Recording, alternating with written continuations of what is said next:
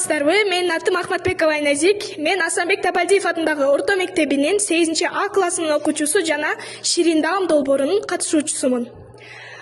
Бул жерде бир таттуунун эскизи түшүрүлгөн.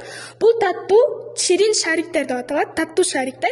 Эмнеге биз дал ушул таттуунун эскизин түшүрдүк? Себеби бул таттуулардын ичинен эң ширини, эң даамдуу таттуусу жана эң пайдалуусу. Эми бул ширин шариктерде кошулуучу кошулмалар койтулган сүт, печенье, какао жана ак май жана жаңгак. Булардын баары үйдөн колдон жасалган азыктардан жасалат.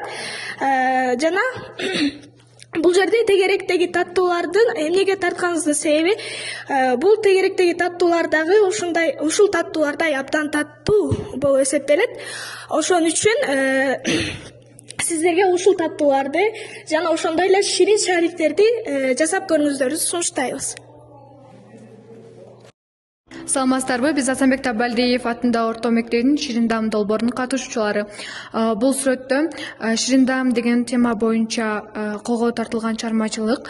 Ошондой эле бул эскизди түзгөнүбүздүн себеби бул таттууларга жана алардын жасалышына арналган. Шоколад торт безилген бөлүгүнөн көрүп турабыз. Бунун үстүндө шоколаддуу глазур менен кошулуп, чээ менен жасалган.